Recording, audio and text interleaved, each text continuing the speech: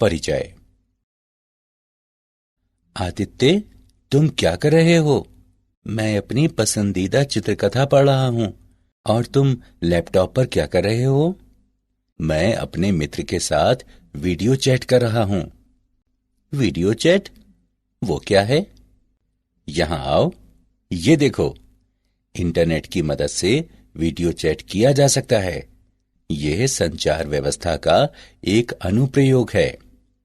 संचार व्यवस्था में 3 बड़े घटक हैं: प्रेषक, संचार चैनल और अभिग्राही।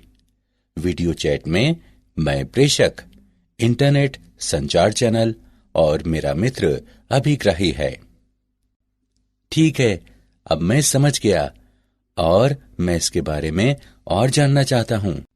छात्रों, हम लोग आज संचार व्यवस्था के बारे में बहुत ज्यादा अध्ययन करेंगे।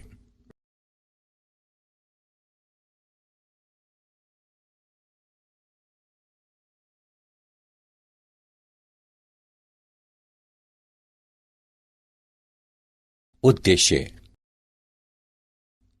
इस पाठ के अंत में आप निम्न करने में सक्षम हो जाएंगे: संचार व्यवस्था के अवयवों को जानना, मौलिक शब्दावलियों का वर्णन करना, सिग्नलों की बैंडविड्थ का वर्णन करना, प्रेषण माध्यम की बैंडविड्थ को समझना, विद्युत चुंबकीय तरंगों के संचरण का वर्णन करना, मॉडुलन और इसकी आवश्यकता को जानना, आयाम मॉडुलन का वर्णन करना और आयाम मॉडुलित तरंग के उत्पादन और संसूचन का विश्लेषण करना।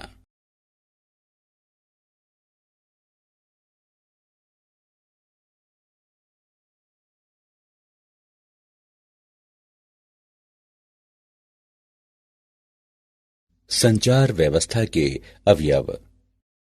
संचार का मतलब है एक स्थान से संदेश भेजना और दूसरे स्थान पर किसी माध्यम से उसे प्राप्त करना। किसी संचार व्यवस्था में मूल रूप से 3 अवयव होते हैं: प्रेषित। प्रेषित्र संदेश सिग्नल को उपयुक्त सिग्नल में परिवर्तित करता है, जो उपयुक्त माध्यम से होकर गुजरता है। संदेश चैनल कहलाता है। संदेश चैनल यह एक माध्यम है जो संदेश को उपयुक्त सिग्नल के रूप में एक स्थान से दूसरे स्थान में ले जाता है। प्रत्येक चैनल में प्रसारण के दौरान ऊर्जा की क्षति होती है। अभिग्राही। अभिग्राही प्रेषित द्वारा तैयार उपयुक्त सिग्नल को वास्तविक संदेश में परिवर्तित करता है। अभिग्राही प्रेषण क्षति के लिए सिग्नल के प्रवर्धन सहित संचालन का प्रतिफल है। अभिग्राही प्रेषण हानि के लिए क्षतिपूर्ति कर सिग्नल के प्रवर्धन सहित इसका संचालन प्रेषित्र द्वारा विपरीत सिग्नल प्रक्रिया के लिए विमॉडुलन और कूटानुवाद करता है। संचार व्यवस्था के 2 मूल ढंग हैं: बिंदु से बिंदु तक। एक एकल प्रेषित्र तथा एक अभिग्राही के बीच के संयोजन से होकर संचार होता है। प्रसारण। किसी एकल प्रेषित्र से बहुत से अभिग्राही के संयोजन के लिए संचार होता है।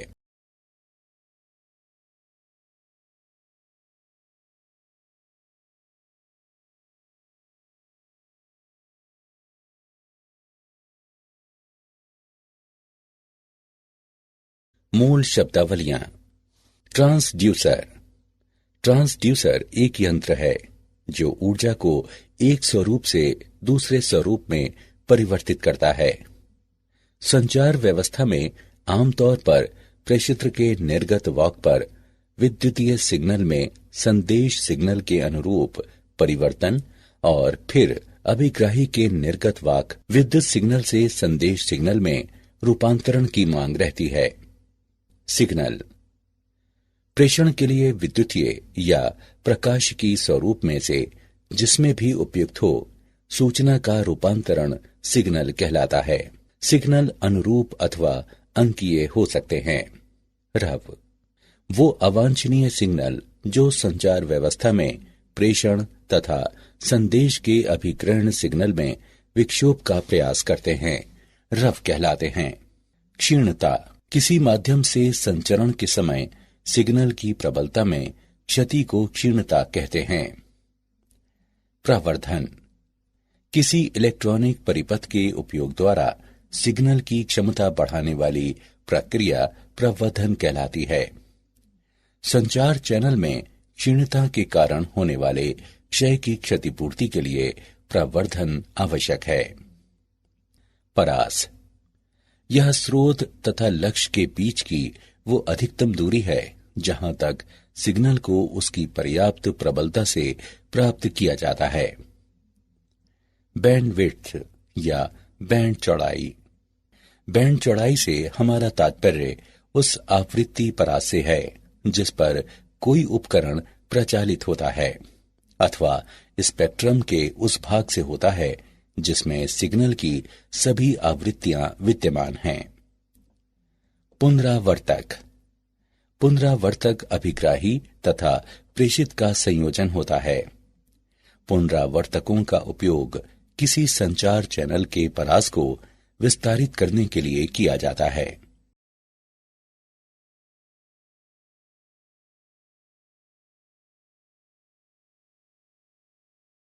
सिग्नल की बैंड चौड़ाई, बैंड चौड़ाई आवृत्तियों का परास है जो आवाज की सूचना को ले जाता है। शून्य बैंड चौड़ाई के सिग्नल की सूचना शून्य होती है।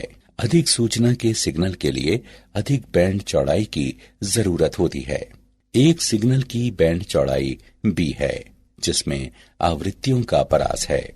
b बराबर डेल्टा f बराबर f2 माइनस f1, जहां f2 उच्च और f1 निम्न सार्थक आवृत्ति का सिग्नल है।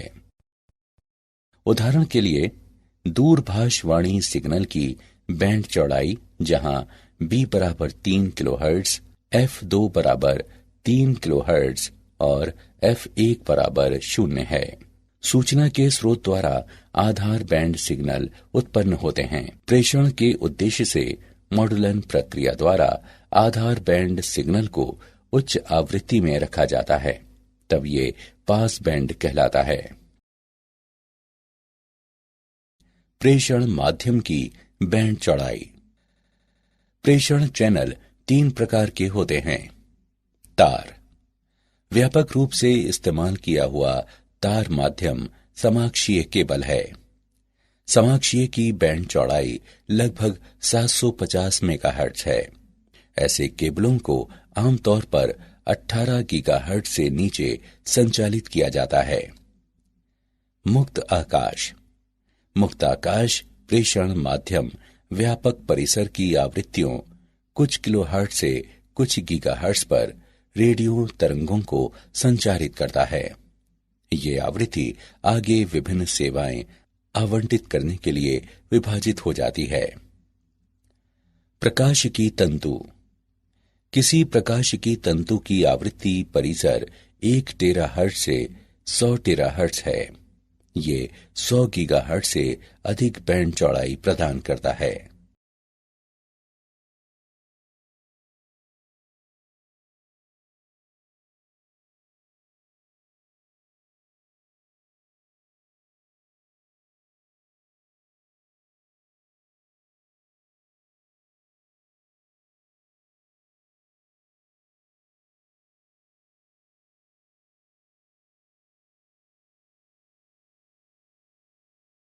वैद्युत चुंबकीय तरंगों का संचरण, पृथ्वी का वायुमंडल गैसीय पर का रोमांचक परास प्रस्तुत करता है जिसमें वैद्युत चुंबकीय तरंगों को विभिन्न आवृत्तियों में विभिन्न मार्गों पर संचरित करता है।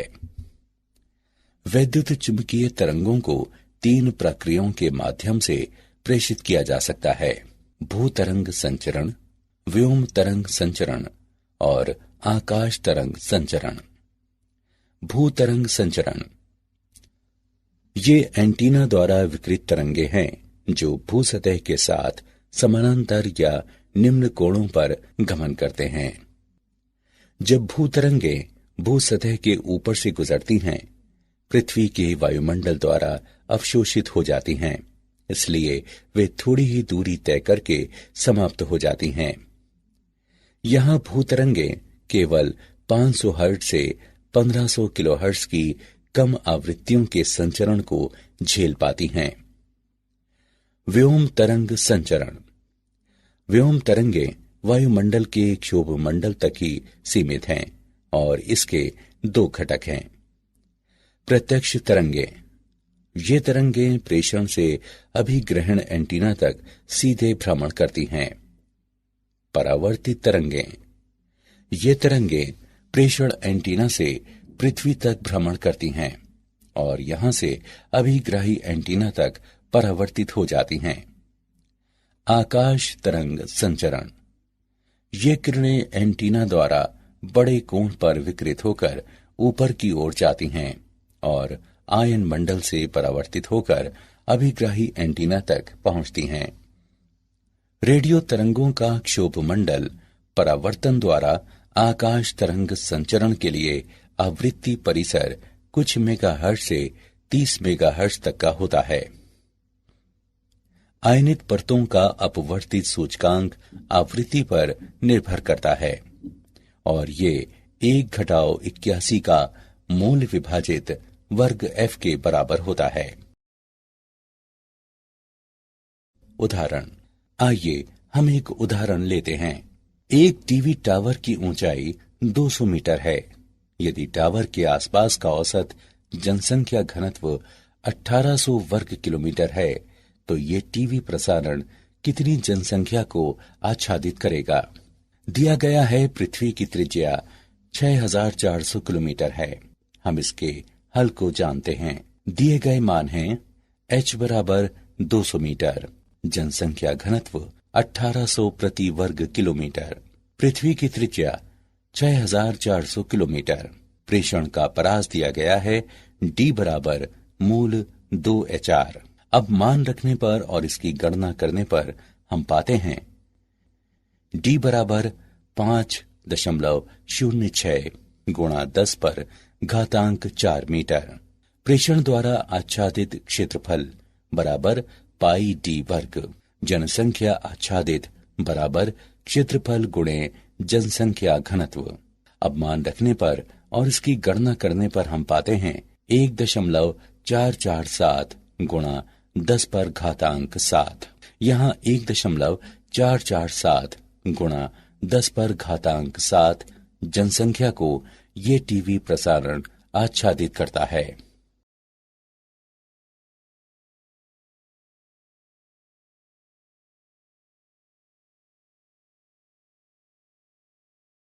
मॉड्यूलन और इसकी आवश्यकता। मौलिक रूप से निम्न आवृत्ति के सूचना सिग्नल को लंबी दूरी तक प्रेषित नहीं किया जा सकता है, अतः सूचना सिग्नल को उच्च आवृत्ति वाली रेडियो तरंग में अध्यारोपित करना जरूरी हो जाता है। इसे वाहक तरंग कहते हैं। सूचना सिग्नल को उच्च आवृत्ति रेडियो तरंग में अध्यारोपण मॉड्यूलन कहलाता है। एंटीना का आकार। किसी सिग्नल को प्रेषित करने के लिए हमें किसी एंटीना की आवश्यकता होती है। कोई एंटीना उस सिग्नल में समय के साथ होने वाले परिवर्तन उचित रूप से संवेदन कर सके। इसके लिए ये आवश्यक है कि इस एंटीना का साइज उस सिग्नल से संबद्ध तरंग दैर्ध्य के तुलनीय हो और साइज कम से कम लैम्ब्डा विभाजित 4 विमा हो। 30 किलोहर्ट्ज आवृत्ति की किसी ईएम यानी वैद्युत चुंबकीय तरंग की तरंग दैर्ध्य लैम्ब्डा 10 किलोमीटर है। स्पष्ट है कि इस लंबाई के तुलनीय साइज का एंटीना निर्मित करना तथा प्रचालित करना संभव नहीं है। अतः हमारे न्यून आवृत्ति आधार बैंड सिग्नल में निहित सूचना को किसी उच्च रेडियो आवृत्तियों में प्रेषण से पूर्व रूपांतरित करने की आवश्यकता होती है। एंटीना द्वारा शक्ति विकिरण। विकिरित शक्ति L विभाजित लैम्ब्डा का वर्ग है। ये प्रदर्शित करता है कि समान लंबाई के एंटीना के लिए आवृत्ति बढ़ने के साथ विकिरित शक्ति भी बढ़ती है। अतः किसी लंबी तरंग दैर्ध्य के आधार बैंड सिग्नल द्वारा प्रभावी शक्ति विकिरण कम होती है। अतः किसी अच्छे प्रेषण के लिए हमें उच्च शक्ति चाहिए और इसीलिए ये तथ्य दिया गया है। हमें प्रेषण के लिए उच्च आवृत्ति के उपयोग की आवश्यकता को दर्शाता है। विभिन्न प्रेषित्रों से प्राप्त सिग्नलों का मिश्रण। यदि कई प्रेषित्र एक साथ आधार बैंड सिग्नलों का प्रेषण करते हैं तो उन्हें अलग करना मुश्किल हो जाता है। अतः प्रेषण से पहले मूल निम्न आवृत्ति आधार बैंड सिग्नल को उच्च आवृत्ति तरंग में रूपांतरित करने की आवश्यकता होती है, ताकि रूपांतरित सिग्नल में उन सभी सूचनाओं का समावेश हो जो मूल सिग्नल में समाहित थी। एक ज्या वक्रीय वाहक तरंग को इस प्रकार प्रस्तुत किया जा सकता है।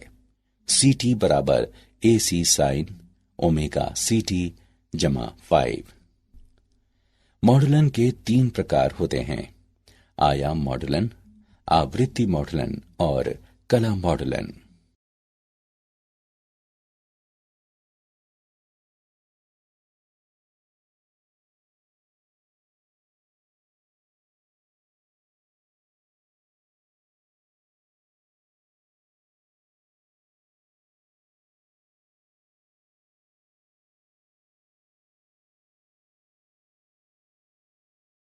आयाम मॉडुलन।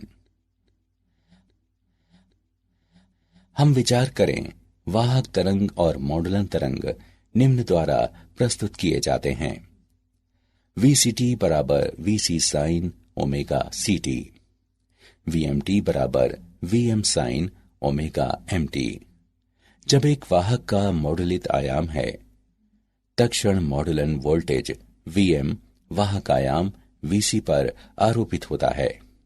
जब मॉडुलन वर्तमान रहता है, तब वाहक का आयाम इसके तत्क्षण मान पर निर्भर करता है। आयामित वाहक तरंग दिया हुआ है: VC plus VM sine omega MT गुणे ओमेगा CT। इसे इस प्रकार से लिखा जा सकता है: VT बराबर VC sine omega CT plus mu VC sine omega MT sine omega CT, जहां म्यू बराबर VM बटे VC मॉडुलन सूचकांक कहलाता है। उपयुक्त समीकरण को हम निम्न प्रकार से लिख सकते हैं: यहाँ FC माइनस FM नीचे की ओर बैंड आवृत्ति कहलाता है और FC प्लस FM नीचे की ओर बैंड आवृत्ति कहलाता है। इस प्रकार AM तरंग FC आवृत्ति और FC से थोड़ी सी अलग 2 ज्या वक्रीय तरंगों की वाहक तरंग से बनी है, जिसे पार्श्व बैंड कहा जाता है। आयाम मॉडुलक के लिए आवश्यक चौड़ाई बैंड मॉडुलक सिग्नल की 2 गुनी आवृत्ति होती है। आयाम मॉडुलित तरंग को उत्पन्न करना। यहाँ मॉडुलक सिग्नल को वाहक सिग्नल से जोड़ा जाता है, जिससे XT सिग्नल प्राप्त होता है। यह सिग्नल वर्ग नियम युक्ति से होकर गुजरता है, जो अरेखीय युक्ति है और जो निम्न निर्गम देता है, जहां B और C अचर हैं। सिग्नल बैंड पारक फिल्टर से होकर गुजरता है, जो DC और ज्या वक्रीय आवृत्तियों ओमेगा M, 2 ओमेगा M और 2 ओमेगा C का परित्याग करता है और आवृत्तियां ओमेगा C घटा ओमेगा M और omega C plus omega M को कायम रखता है। इसलिए बैंड पारक फिल्टर का निर्गम एक AM तरंग है। निम्न शक्ति पर मॉडुलित सिग्नल प्रेषित नहीं हो सकता है। अपरिवर्तक बाद में शक्ति प्रवर्धक हो जाता है, जो आवश्यक शक्ति प्रदान करता है, और उसके बाद मॉडुलित सिग्नल उपयुक्त आकार के विकिरण के लिए एंटीना को पुष्ट करता है। आयाम मॉडुलित तरंग का संसूचन। संसूचन वह प्रक्रिया है जिसके द्वारा मॉड्यूलेट वाहक तरंग से मॉड्यूलिक सिग्नल की पुनः प्राप्ति की जाती है। प्रेषित संदेश चैनल के माध्यम से संचरण के दौरान क्षीण पड़ जाता है, इसलिए अभिग्राही एंटीना के पीछे प्रवर्धक और संसूचक लगाया जाता है। वाहक आवृत्ति निम्न आवृत्ति में बदल जाती है जो मध्यवर्ती आवृत्ति कहलाती है। तब संसूचित सिग्नल को प्रावर्धित करने की जरूरत महसूस होती है। मॉड्यूलेट सिग्नल दिष्टकारी से होकर गुजरता है। सिग्नल का एनवेलप संदेश सिग्नल होता है और तब सिग्नल एनवेलप संसूचक से होकर गुजरता है।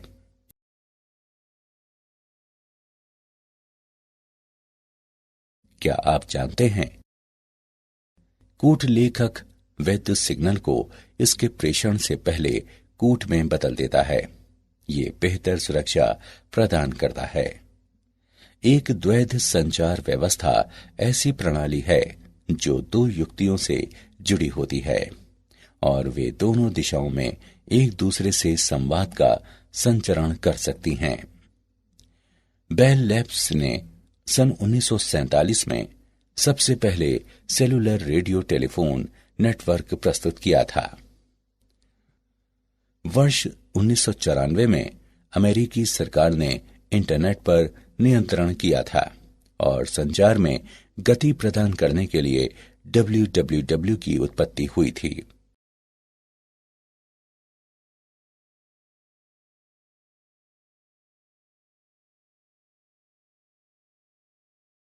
सारांश। आइए हमने जो कुछ सीखा है उसे संक्षेप में दोहराएं। संचार का मतलब है एक स्थान से संदेश भेजना और दूसरे स्थान पर किसी माध्यम से उसे प्राप्त करना। संचार चैनल एक माध्यम है जो संदेश को उपयुक्त सिग्नल के रूप में एक स्थान से दूसरे स्थान में ले जाता है। प्रत्येक चैनल में प्रसारण के दौरान ऊर्जा का नुकसान होता है। संचार के लिए वैद्युतीय या प्रकाशिकी स्वरूप जो उपयुक्त हो, उसमें सूचना को बदलने की प्रक्रिया सिग्नल कहलाती है। बैंड चौड़ाई आवृत्तियों का परास है जो वाणी की सूचना को ले जाता है। शून्य बैंड चौड़ाई के सिग्नल की सूचना शून्य होती है। ये किरणें एंटीना द्वारा बड़े कोण पर विकृत होकर ऊपर की ओर जाती हैं और आयन मंडल से परावर्तित होकर अभिग्राही एंटीना तक पहुंचती हैं।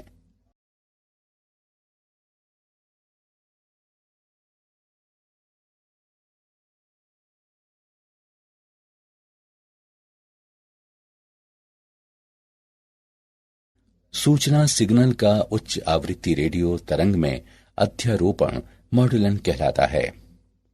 आयाम मॉड्यूलन के लिए मॉड्यूलक सिग्नल की आवृत्ति को दोगुनी करने के लिए बैंड चौड़ाई की आवश्यकता होती है।